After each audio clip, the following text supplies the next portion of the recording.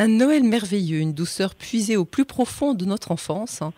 C'est à retrouver ces sentiments que nous invite l'émission Lecture suivie à partir de ce lundi. Bertrand Gallimard-Flavigny, bonjour. Bonjour. Vous êtes l'auteur des contes qui animeront notre antenne sur ces dernières semaines de l'Avent. Alors merci déjà de nous permettre de nous replonger dans le sens profond de Noël. Et puis avant de revenir sur le contenu de ces contes, qui êtes-vous ?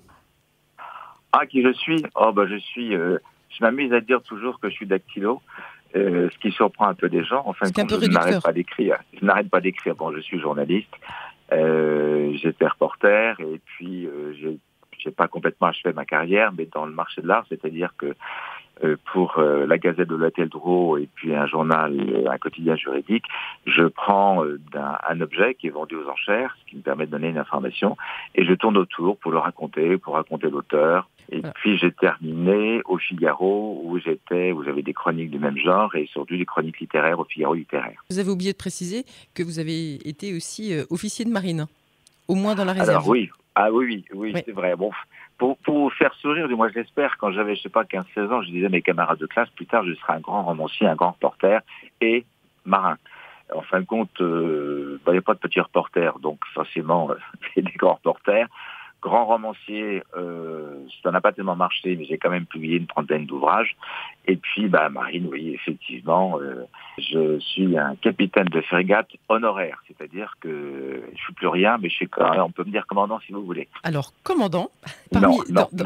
Alors Bertrand, dans toutes ces vies multiples que vous avez eues, quelle place y a-t-il pour ces contes qui sont rassemblés dans un ouvrage et donc que nous allons lire à partir d'aujourd'hui là sur notre antenne, Le Miracle de l'or? Les contes, c'est un grand plaisir pour moi. J'ai publié des recueils de nouvelles, des récits de voyage sur Venise, sur l'Afrique, mes petits passages. Et les contes, je suis en train d'essayer de me souvenir quand ai-je commencé. Il me semble que justement, puisqu'on parle du marché de l'art, c'est au cours d'une visite en Suisse, une exposition consacrée à des icônes. Et j'avais étudié la manière dont les icônes sont composées. Donc j'avais imaginé un moine qui donc avec tous les éléments nécessaires, qui choisit une planche de pain, qui a un os pour gratter, etc. Et tout d'un coup, j'ai imaginé un conte.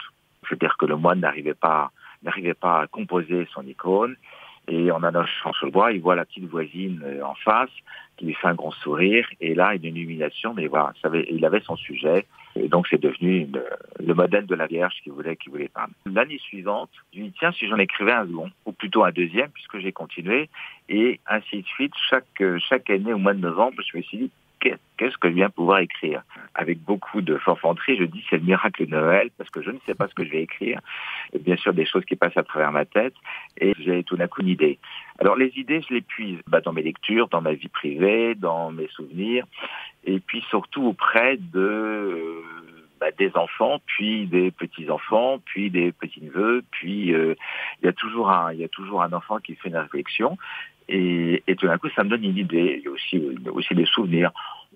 Par exemple, un souvenir personnel, mon grand-père m'avait fait un petit bateau que je pouvais faire voguer sur le grand canal de Versailles, d'où je suis originaire.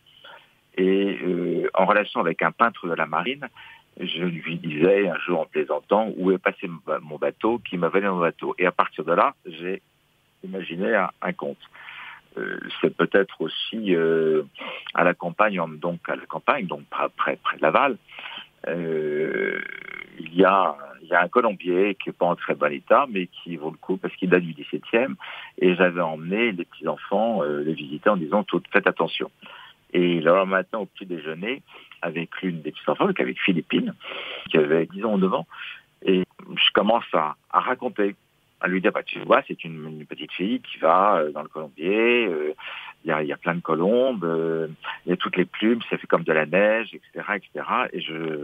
Et j'ai composé donc un conte avec Philippine comme héroïne, les frères et les cousins autour, et les colombes.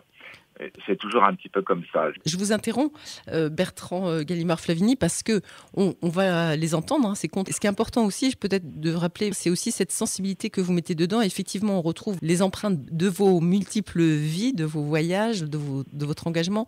Mais il y a aussi une empreinte catholique qui est bien présente. Absolument. Ce sont des contes de Noël. Donc des contes de Noël,